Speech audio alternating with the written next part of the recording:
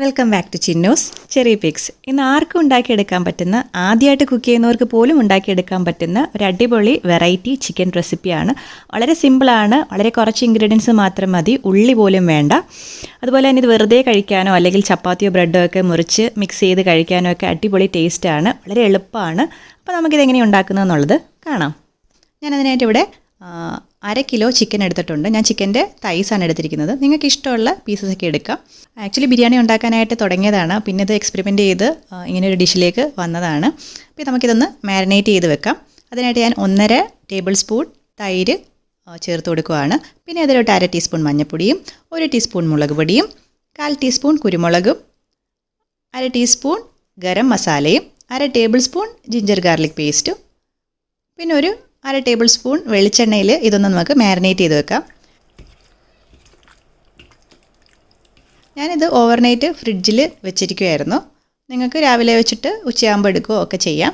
അപ്പോൾ ഞാൻ next day ആണ് ഇത് ചെയ്യുന്നത്. അതിനായിട്ട് ഒരു പ്രഷർ കുക്കറിൽ കുറച്ച് എണ്ണയോ നെയ്യോ ഒഴിച്ചു കൊടുത്തിട്ട് ഒരു നുള്ളു കുരുമുളകും പെരിഞ്ചീരകവും ചേർത്ത് പിന്നെ ബേ ലീവ്സ് ഇതുപോലെ ഒന്ന് മുറിച്ചിട്ട് ചെറിയ തീയിലൊന്ന് മണം വരുന്നിട വരെ റോസ്റ്റ് ചെയ്യാം. നല്ല മണം വന്നു കഴിയുമ്പോൾ നമുക്ക് ചിക്കൻ ഇട്ട് ഉപ്പും ചേർത്ത് ലോ ഫ്ലെയിമിലൊന്ന് ഇളക്കിയെടുക്കണം. ഒരു 3-4 മിനിറ്റ് നമുക്കിതൊന്ന് ഇളക്കിയതിന് ശേഷം പ്രഷർ കുക്കറിൽ ഒരു വിസിലിന് ഇതൊന്ന് കുക്ക് ചെയ്തെടുക്കാം.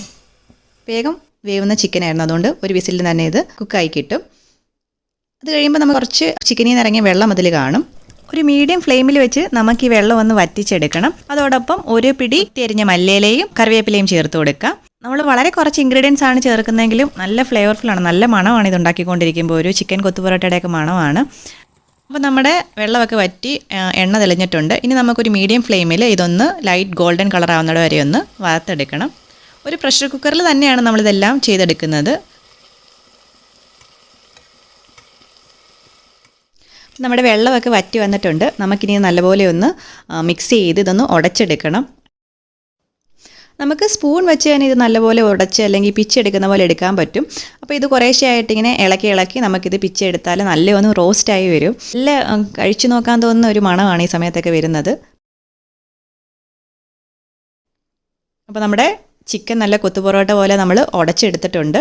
എല്ലൊക്കെ അതിൽ കിടന്നാലും കുഴപ്പമൊന്നുമില്ല. നമുക്കിനി ഇതിലോട്ട് കുറച്ച് നെയ്യ് ചേർത്ത് കൊടുക്കാം. ഞാൻ ഫ്രിഡ്ജ് വെച്ച നെയ്യ് ആയതുകൊണ്ടാണ് ഇങ്ങനെ ഇരിക്കുന്നത്. ഉരുക്കിയ നെയ്യ് ചേർത്ത് കൊടുക്കുക. അപ്പോൾ ഉരുക്കിയ നെയ്യ് ചേർത്ത് കൊടുത്ത് നല്ലപോലെ ഒന്ന് ഇളക്കിയെടുക്കുക. ഇനി നമുക്ക് കുറച്ച് ഇൻഗ്രീഡിയൻസ് കൂടെ ചേർത്ത് കൊടുത്താൽ മതി.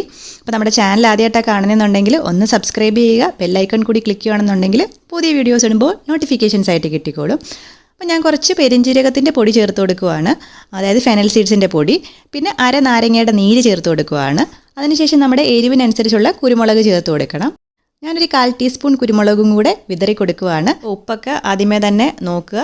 എന്നിട്ട് നല്ലപോലെ മിക്സ് ചെയ്തെടുക്കുമ്പോൾ നല്ല ടേസ്റ്റി ആയിട്ടുള്ള ഒരു ചിക്കൻ്റെ ഡിഷാണ്. ഇതിൽ നമ്മൾ കുറച്ച് സവോള കൊത്തി അരിഞ്ഞിട്ടൊക്കെ കഴിക്കുകയാണെന്നുണ്ടെങ്കിൽ നല്ല ടേസ്റ്റാണ്. ചൂടോടെ തന്നെ കഴിക്കാനായിട്ട് പ്രത്യേകം ശ്രദ്ധിക്കുക. തണുത്ത് കഴിഞ്ഞാൽ ഒരു ടേസ്റ്റ് വരില്ല. അതുപോലെ നേരത്തെ പറഞ്ഞ കണക്ക് കുറച്ച് ചപ്പാത്തിയോ ബ്രെഡോ ഒക്കെ മുറിച്ചിട്ടിട്ട് മിക്സ് ചെയ്തിട്ട് കഴിക്കാനും ഒക്കെ നല്ല ടേസ്റ്റാണ്. അപ്പം എല്ലാവരും ട്രൈ ചെയ്ത് നോക്കുക, അഭിപ്രായങ്ങൾ അറിയിക്കുക. വളരെ ഈസി ആയിട്ടുള്ളൊരു ഡിഷാണ്. വീണ്ടും കാണുന്നത് വരേക്കും ബൈ.